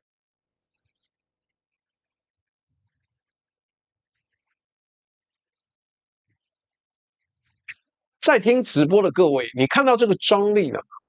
官方说政策没变，他的行为说 "Actions speak louder than words"。他的行为说国防战略删掉台湾，不提台湾，军售当筹码，川崎会巨打保台，私下说台湾是汤匙。这就是我要你看清楚的。当官方说法跟实际行为开始分叉的时候，你要信哪一个？我教各位一个判断原则：看一个人，不要听他说什么，要看他做什么。一个男人天天跟你说我最爱你了，但从来不接你电话，纪念日永远在加班，手机永远不给你看，你要信他的嘴还是信他的行为？国家跟国家之间也是一样。Rubio 说政策没变，这是他的嘴。国防战略删掉台湾，军售当筹码，巨打保台，这是行为。支持没变的人会说，你看没有任何一份正式文件白纸黑字说美国会放弃台湾，这是真的，的确没有。但这才是战略沉默最高明也最阴险的地方。他不需要白纸黑字放弃你，他只需要在关键文件里把你的名字拿掉，在关键问题上回答我不谈，在关键时刻把你的安全叫筹码。他什么都没说，但他什么都做了，但他没说的东西呢，才是关键，好不好？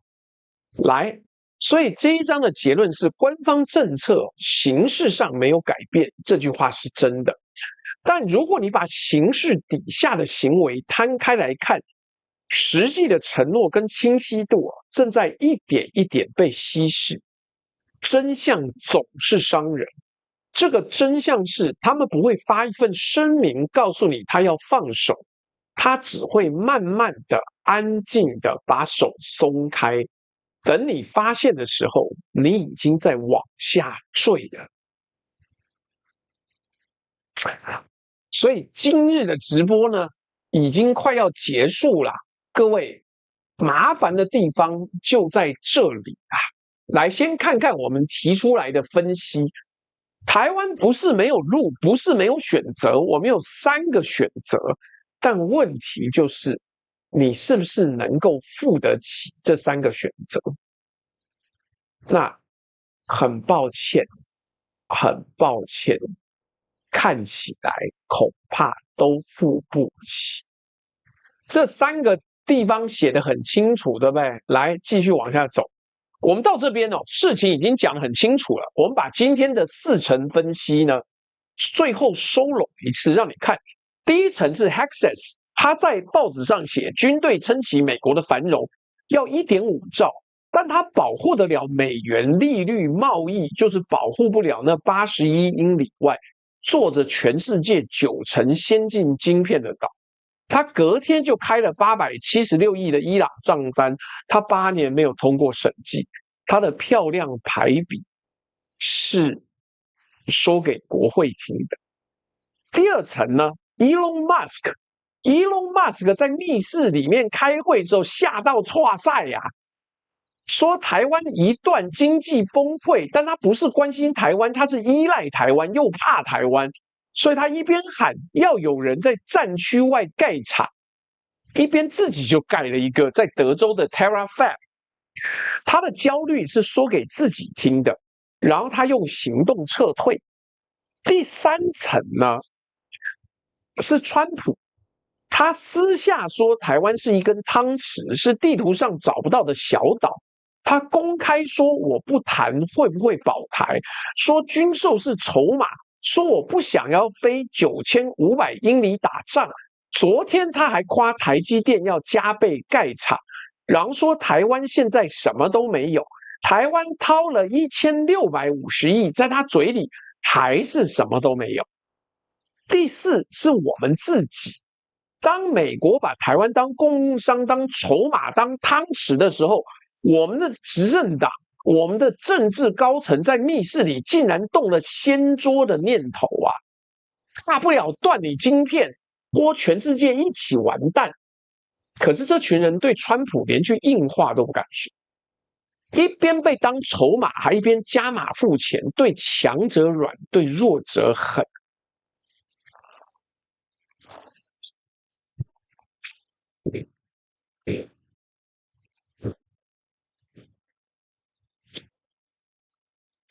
把这4个 level 叠在一起，你就看到今天这一集的核心了。真相是什么？真相是细盾从来不是护身符啊！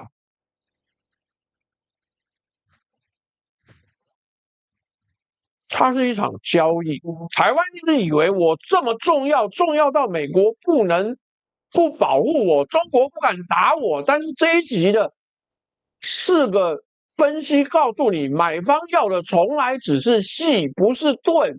他要你的晶片、你的产能、你的人才、你的1650亿美金，他从来没有打算为那面盾流一滴血。哎呦，铁友说，因为老美对我们不好，所以去绿界补目标了。我打把它念完哈。来，我跟你讲，科学终将胜利。为什么？因为科学是最冷酷的算术。全世界90%的先进晶片在台湾，这个数字给了台湾筹码，这是事实。但一张筹码的价值等于它的牌面，牌面再大，乘以你打出去的意志才是它的价值。牌面再大，意志是0，乘出来就是0。我们牌面呢是全世界最大的9成，但我们握牌的手却在川普面前发抖。所以问题从来不是美国会不会保护台湾，问题是等价交换。你要美国的保护，代价是什么？是把最先进的产能、人才一车一车送到亚利桑那，直到那一面细盾被掏空，掏空之后你连筹码都没了。你要保留细盾当武器，代价是什么？是你要有玉石俱焚的意志，而且对方要相信你敢。可是一个对强者软、对弱者狠的执政集团，给不出这个可信度。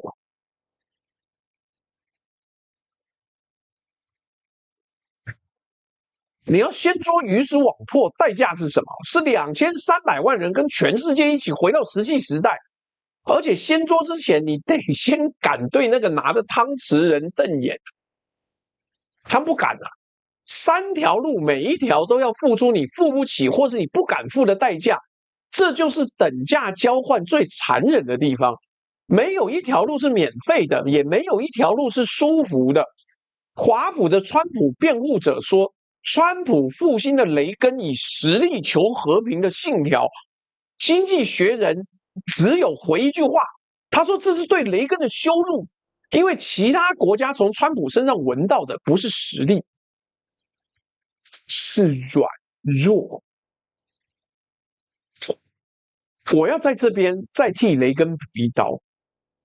雷根还说过另外一句话，如果你没办法让一个人看见光，就让他感受到热。Let them feel the heat。 在听直播的各位就知道，全世界都在学这句话，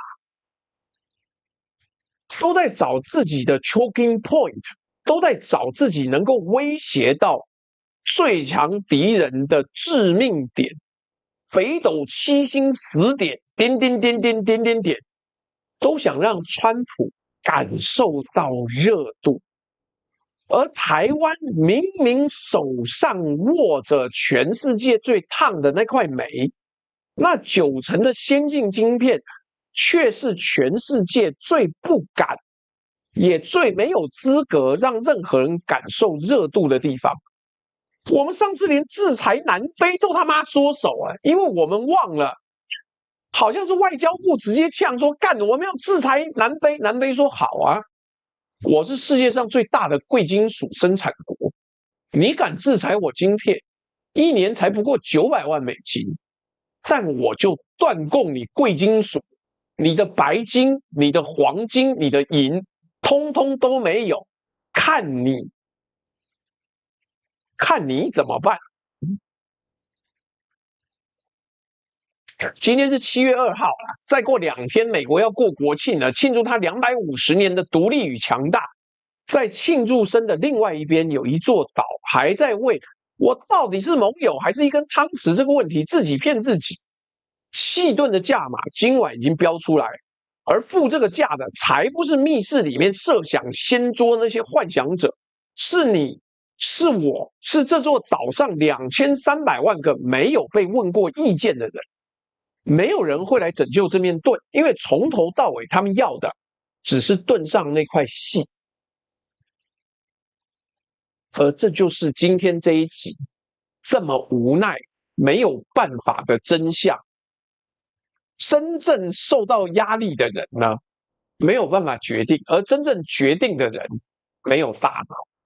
来，各位，我们已经到了最后的部分了，现在收红钱的狗皮膏药又贴出来啦，有微信，有支付宝，有 PayPal， 有绿界之类的。然后这个，请各位今天讲的如果好，麻烦各位打个赏；如果讲的不好呢，随便你就直接跳走就好了。我看看，我要连一下绿界。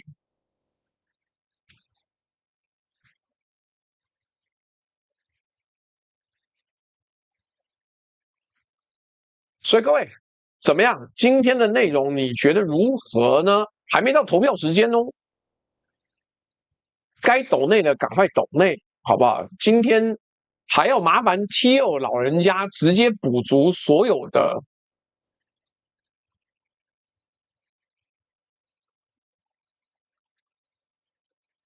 数字，也真是艰困。来，我们直接看一下，还没投票，还没投票啦，不抖内也要按赞啊！对，各位，今天同上有1000多人啊，到底有多少人按赞？赶快多按赞一下，让更多人可以看到，好不好？不要这么小气。哎，我小戴最近都在忙，他最近没时间来，但他都会帮我们讲说，按赞不收钱呐、哇靠！优马，等一下啊，优马，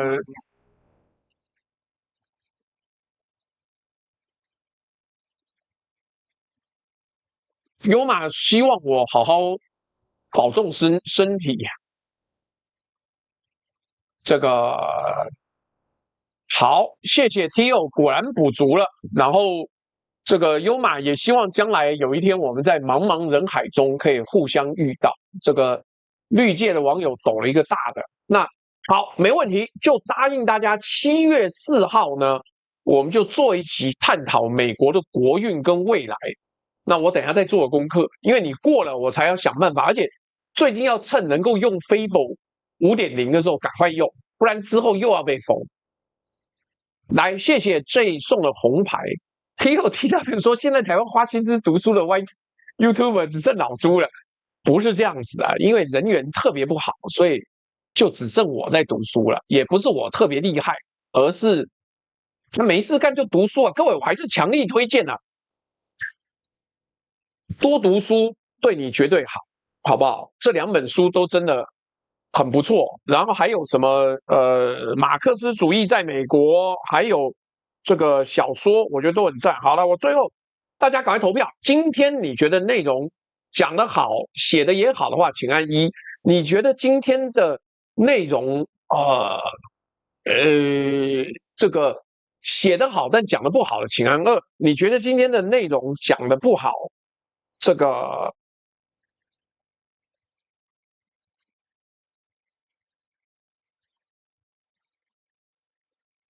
讲的不好，说的也不好，这可能就再看看，好不好？这个请大家就投3。来，投票时间，投票时间。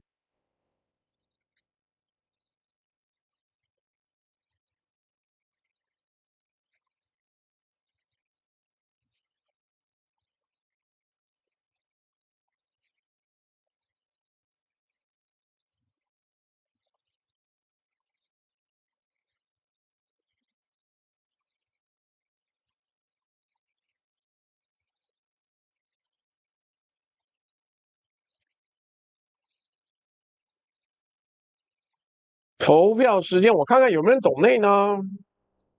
好的，没有这个回信，没有懂内。哎呦，好，谢谢有这个一位网友在支付宝抖内，这是什么什么泰？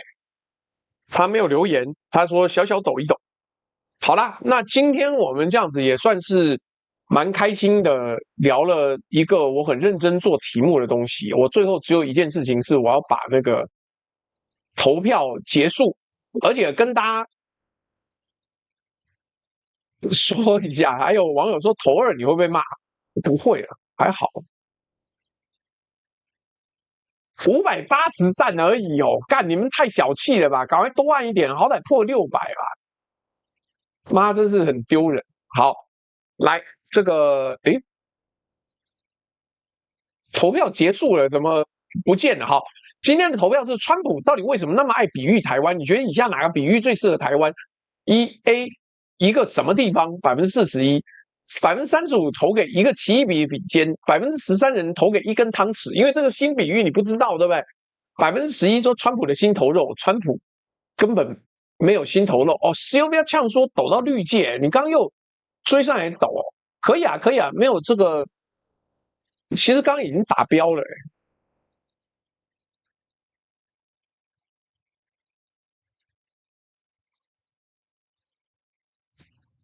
所以各位，这个礼拜有很多有趣的题目，我很认真做的。我还有专门一集谈毒品，这个我自己感人至深。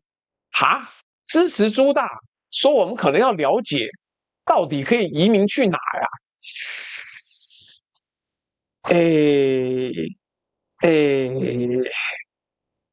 这个事情是一个很大的题目诶。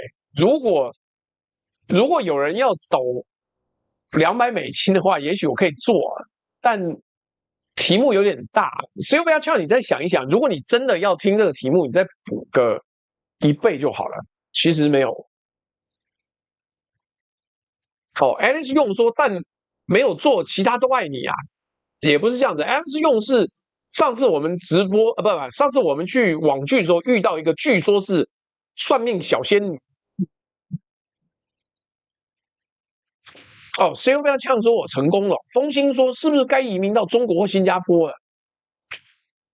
我跟你讲，这个题目可以做，不是不能做，但是我要思考一下。大马不优，但是大马有一个计划叫做 Home World 吗？还是什么东西？就是给退休人专门移过去，你去那边开一个水果店或者是冰店什么东西，然后就可以住到那边去。对，所以有各种各样。加拿大最近也有人讲说，印度人太多，但没关系，我们已经做好一集要描述印度的状况，所以到底怎么样，其实我也不知道。好了，破600啊，破600。Alice 用是说是朱大的忠实爱好者，谢谢你这么喜欢我各种各样的阿萨布鲁的直播，真的越到很大。移民到新加坡呢，除非你家里很有钱，否则我短时间建议不要。我小戴下次来可以解释一下，因为你要移民过去，大概至少新台币要有6000万，而且你的下一代如果是男性的话，服2年兵役，服2年兵役。这个澳洲、新加坡、纽西兰或泰国，也有人说可以去西班牙什么东西的，但是埋这个题目，这个题目太大了，我们短时间只能讨论一下。哎呦，好，这个 Sylvia Chang 说这样子吧，绿界要打好多讯息，好，没问题，他绿界有点不方便做。好，那既然这样子，显然已经达到标准了，那我们就要做一集，要移民去哪里，是吧？好哦，纽西兰应该可以吗？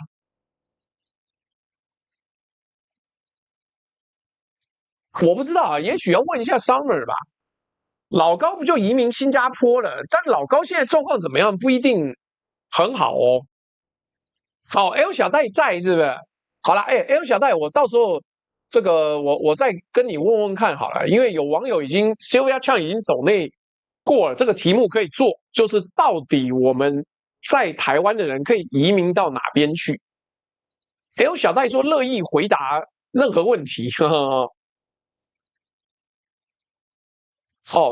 PLTW 说老朱乱谈抖内比较多，再讲一下。那 L 小戴，我们前几天讲过一个题目啊，就是你要住到新加坡去，大概非常大的概率是你要很有钱，然后你才能够完整享受新加坡的那个好处，而且更重要的是，你的儿女最好是国小，因为新加坡从国小就开始分竞争了，所以有非常非常呃这个精锐的人，可能新加坡都没有办法让他全力发挥。那金盏花说，纽西兰大学会有许多名额给毛利人，你就跟他讲，干我也是南岛语系呀、我台湾人呐、还有小戴说给我发邮件，等一下，我看看我有没有小戴的邮件，以前好像有。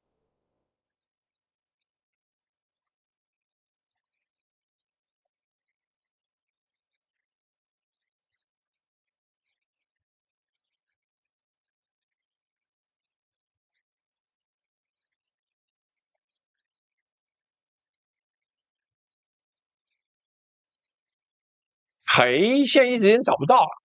好，没关系，反正我的 email 很好找，你就 Google 朱璇 Gmail 就好了。那 L 小戴麻烦发个 email 过来。新加坡的升学压力很大，是没错，对下一代很好，但是升学压力很大。好 ，L 小戴知道我的 email 赶快发信过来，感谢，好久没跟你联络。什么？你到新加坡推广快乐教育？你个假赛啦！那个谁，李光耀根本不相信快乐教育，他认为新加坡要在这个乱世中能够崛起，一定要集中资源。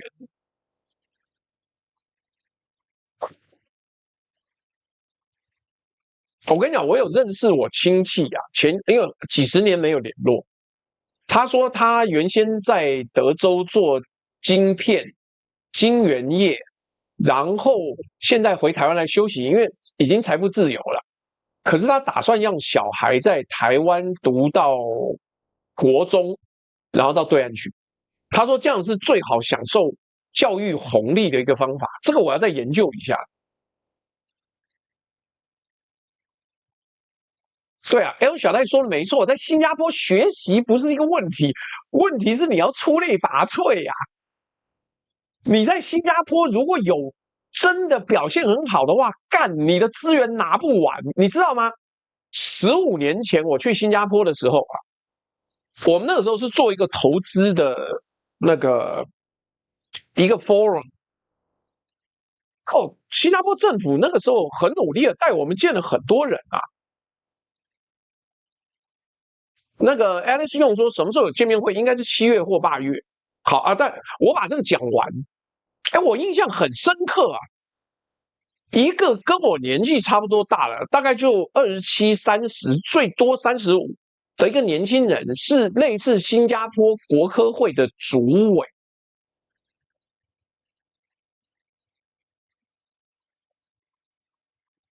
他是 MIT 跟哈佛的双硕士，他年薪可能有500万新币吧，不知道有没有那么多，我先不管。那所以新加坡是精英主义至上，但是最近老共那边网友对新加坡没有好感，因为有一个潮汕什么什么给阿嬷的一个情书，激起了两边很剧烈的争执。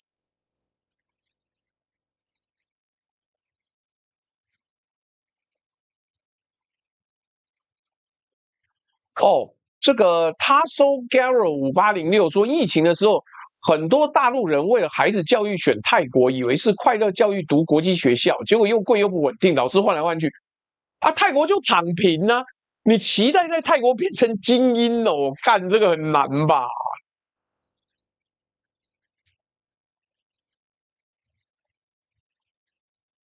这很难啊！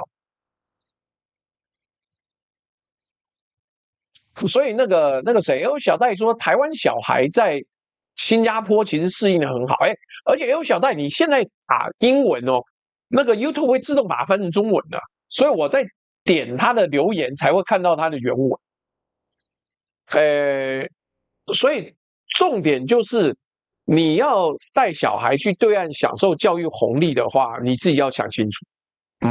我认为那是很好，因为我曾经听过有一个人，我原文引述他的说法，我没有要怎么样。他说他认为统一对于家长最大的诱因，不是那个统一 7-Eleven 哦，是教育。因为你在台湾读死读活，考到台大勉强进世界100大，但你在对岸读死读活，前10大就有4个学校啊，你进不进去？你考不考上那个我就不知道了。但是就是这个样子。对啦 ，T6TW 说泰国只要比旁人努力一点，就可以有一席之地，但竞争力不好。